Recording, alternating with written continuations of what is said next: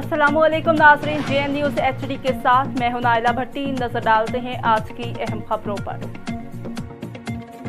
शमाली वज़ीरिस्तान से खबर शामिल करेंगे। शमाली वज़ीरिस्तान की तहसील स्पेन वाम के रहायशियों ने सहूलियात की अदम दस्तयाबी और मनशियात के खिलाफ अगले जुमेरात तक डेडलाइन दे दी। मुजाहिरीन ने तहसील स्पेन वाम चौक को ट्रैफिक के लिए बंद कर दिया।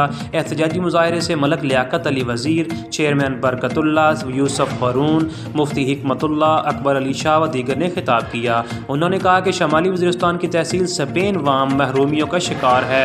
इस जदीद दौर में भी रहायशी मसाइल का शिकार हैं। हमें ये मालूम नहीं कि कब तहसील स्पेन वाम तरक्की की राह पर गामजन होगी।